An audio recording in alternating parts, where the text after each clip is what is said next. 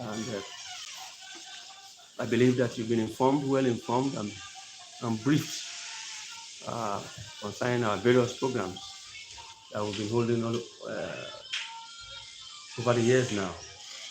And for those who might be hearing us for the first time, this is BHF Foundation. It's a youth organization with the aim of trying to build up a solid youth. We all know that the future of this nation, the future of an organization, the future of the church, and the rest is tied down to the youth. When you have a healthy youth, you definitely have a healthy future. So once you ignore the youth and you don't pay much attention to the youth, definitely that nation does not have a future. Any organization, any group that don't pay attention to the youth is a group that is bound to fail. Because it's a common saying that success without preparing the successor is failure on arrival, it's failure on its own.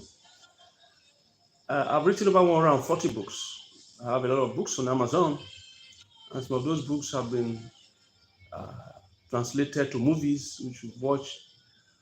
But we are trying to look into various books that we have written. We've written a lot of books. So once a week, every Sunday, we'll be going through book review, trying to review the books that we have written. And 90% of the books that we've written has to do with the youth. It's all about the youth, how to get a good future. People have often asked me, how come you come from a good home, not a poor home, a very, very good home, influential home, with good parents, but at the end of the day, you ended up a court member, not just a court member, a renowned court member. How come? How did it happen? What happened? Is it that you were not well brought up? Is it that a lot of questions have been asked over the time, and various answers have been given, and we attempt to answer some of those questions subsequently as we go ahead with our program. But today we want to look at preparation. Preparation.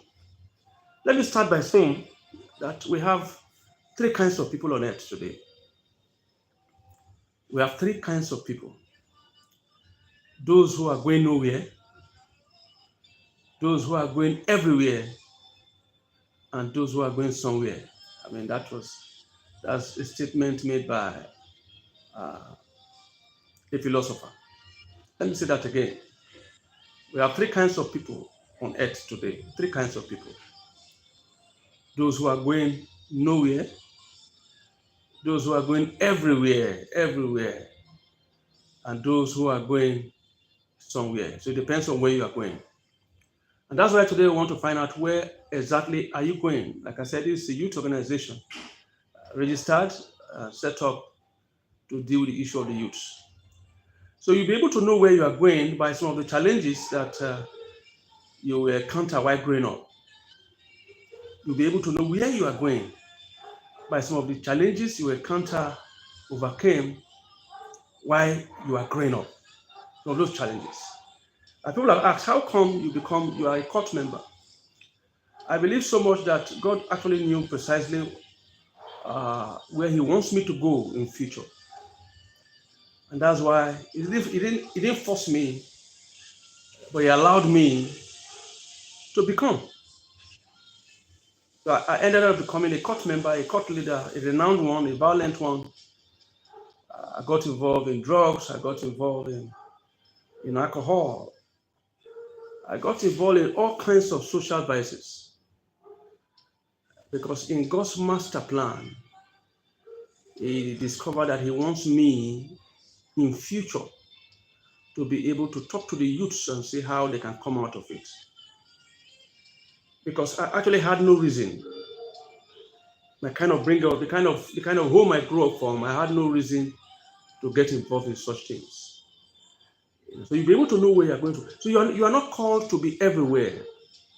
You are not created, you are not born by God. God did not allow you to come to this world so you can be everywhere. You are not to solve every problem.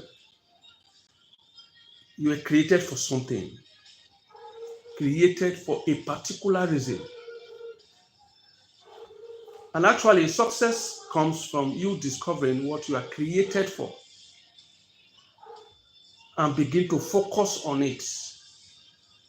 Just like I said at the beginning, I said there are three kinds of people. Those who are going everywhere, those who don't know where they are going, and those who are going somewhere. And the tragedy of life is that the world is filled up with people who don't know where they are going.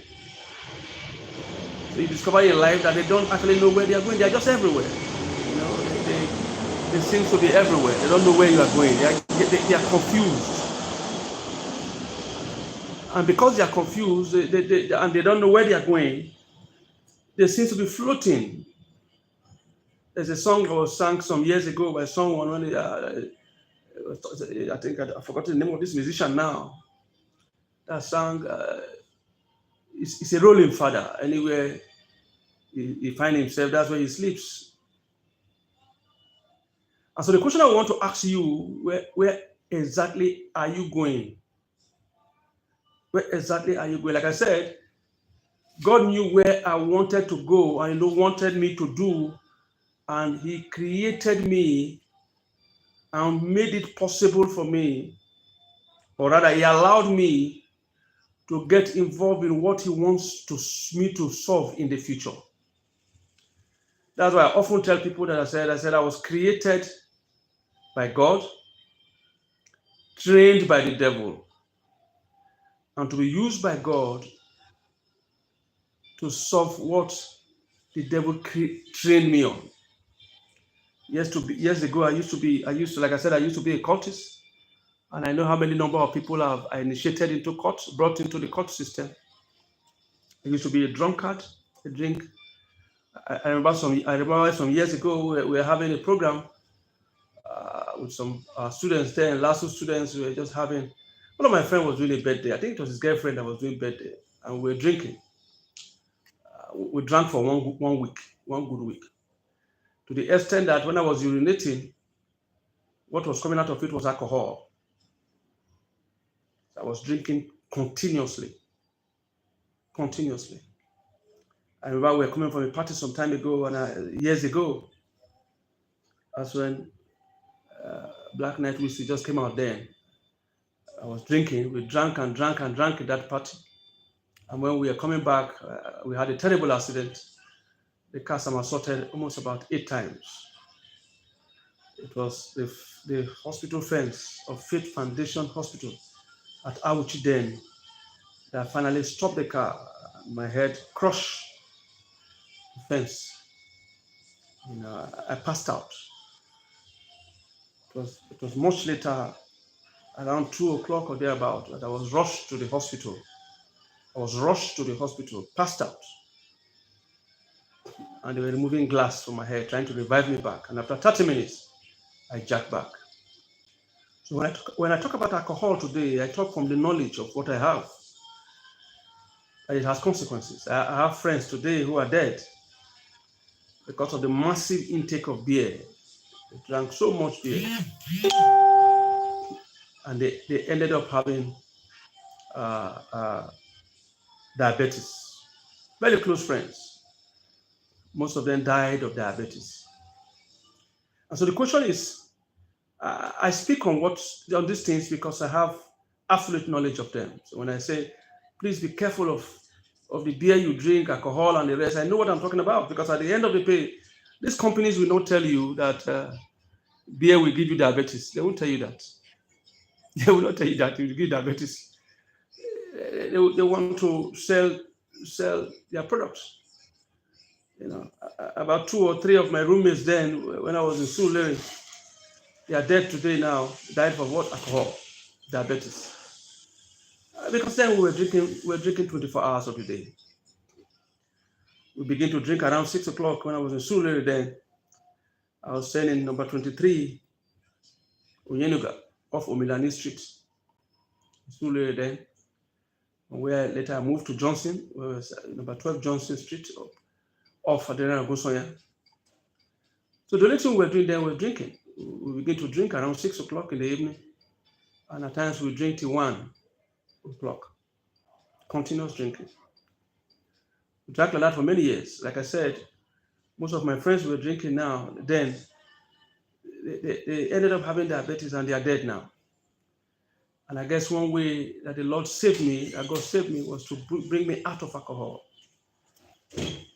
And I stopped it immediately. And I'm so grateful to God that I stopped it, because probably I would not even be alive today if I had continued. Because I remember I got to a stage where the doctors were telling me then, I had issues with my teeth. So I went to the dentist. They wanted to remove some of my teeth there. They gave me 3 anesthesia. It was not working. And I remember what the doctor said then. The doctor said, young man, there's so much alcohol in your body. So much alcohol. Because I was drinking 24 hours.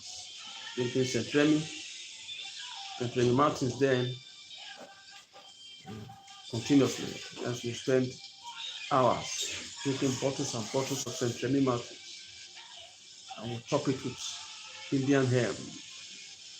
We were taking drugs regularly. I was taking drugs. We were taking drugs regularly. My friends were there taking smack, taking cocaine. So I was involved in these things. When I talk about it, I know what I'm talking about. I remember one of my close friends then got involved in, my roommate was taking drugs then, took a lot of smack, and from smack we progressed to cocaine and heroin. Like I said, I thank God that I stopped earlier on, but my close friend then I was talking about, he ended up a terrible addict. His case was so bad that mentally became partially insane. He not well, he not normal. That's how it was. He was there. He was not well. He was not normal. So he was in between. My friend then, I remember when you asked him, how are you? You call his name. Let's say Mr. X. Mr. X, how are you? It will take about 10 minutes later before we answer and tell you I'm fine. So that's why when we try to tell the youth that please don't get yourself involved in drugs, don't get yourself involved in alcohol, it's because there are consequences. The company that produces these things will not tell you that there are consequences. The company that produces beer will not tell you that there are consequences. So when you begin to drink beer, 16, 17, 20 years, you are drinking beer, 20-year-old, you are drinking beer, you keep drinking and drinking and drinking. You don't know that you're feeding your system with chemicals, alcohol, destroying your liver, affecting your body. And by the time you get to 50, 55, getting to 60, this massive alcohol have reduced your lifespan by 30 years. So by the time you are 50, you are like 80. You begin to see all kinds of sicknesses that defile medical attention, because you have loaded yourself with chemicals.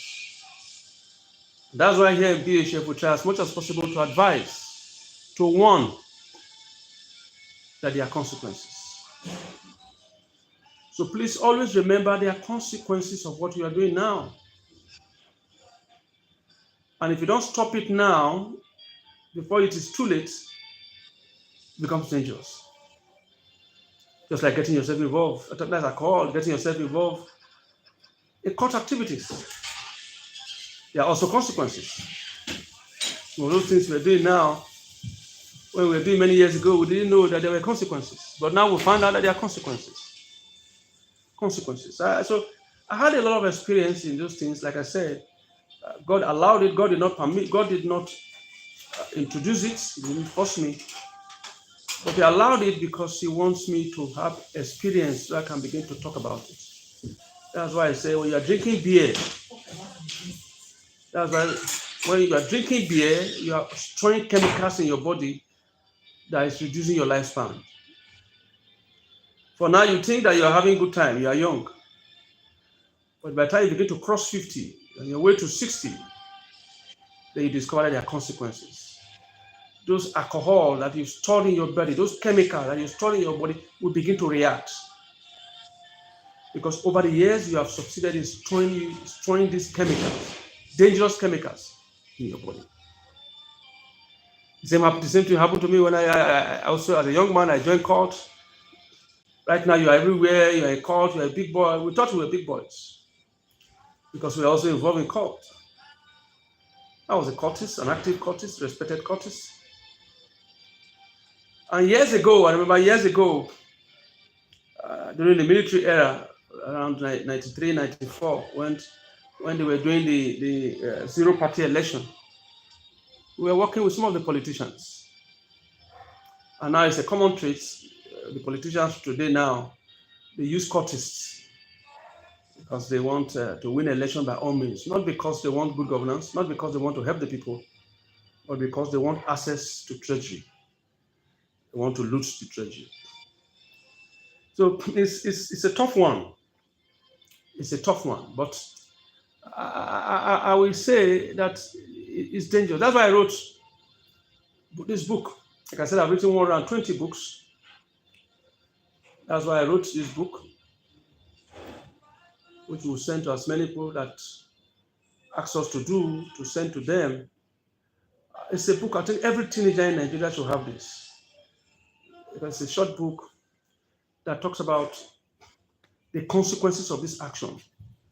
So we try as much as possible to correct the mistakes we made. The chapter 1 of the book, the title of the book is Contending with the Dragons. And there are 4 dragons we are looking at. The first dragon is called Dragon of Drug Abuse. Is the first chapter 1. Chapter 1 of the book deals with dragons of drug abuse. Chapter 2 deals with dragons of Yahoo, which is a fraud. For those outside this country who might not understand what it means, it's fraud. It's on that way. It's a street name for fraud, which is Yahoo. In our time, there was nothing like Yahoo then, but fraud was going on. In our time, we used to call it guy. And practically almost all young men that just came out of universities then, they find themselves in one office or the other where they were doing fraud. The third chapter talks about the dragon of cult activities. The dragon of cult activities. And the last chapter, chapter 4, talks of the dragon of sexual immorality. Sexual immorality.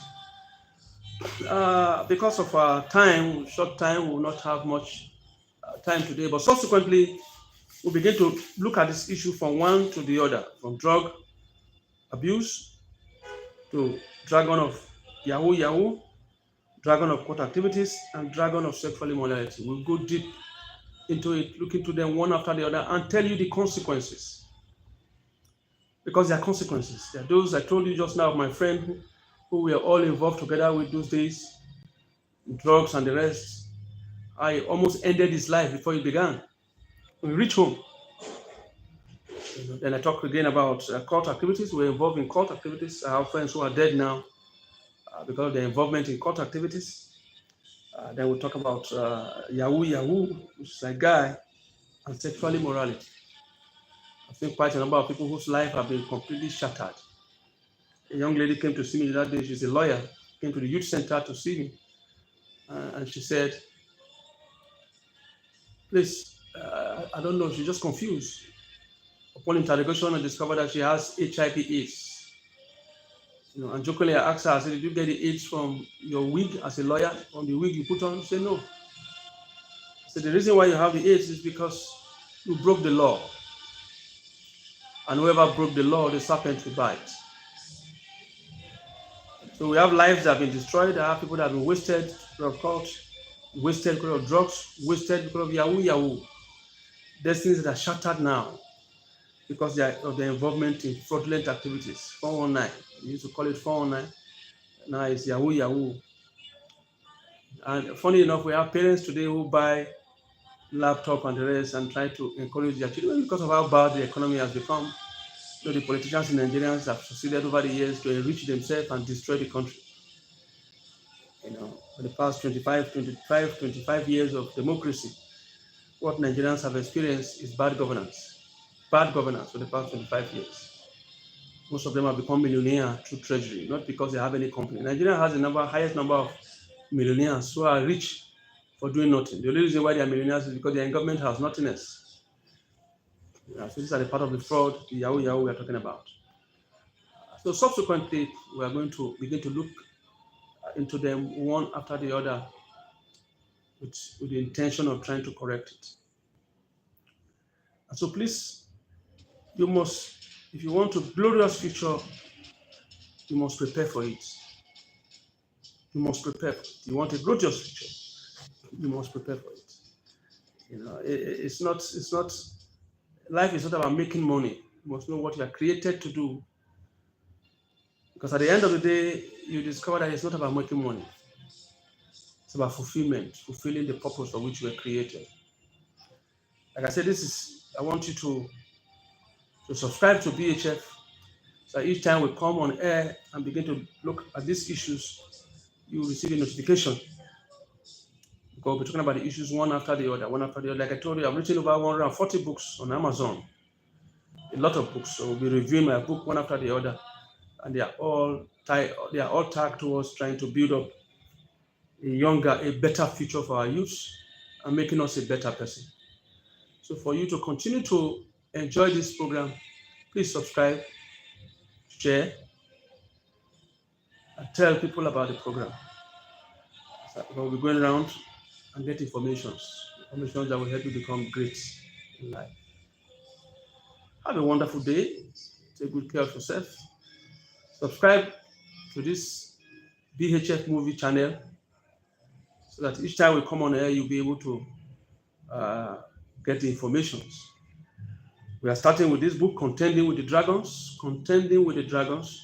which we'll send to as many people that are interested. Contending with the Dragons. And after this, we'll go through the next book we want to look at is Guilty or Discharge. Guilty or Discharge is a book that I wrote about myself. How God had mercy on me after many, many years of alcohol, drug, and cult activities.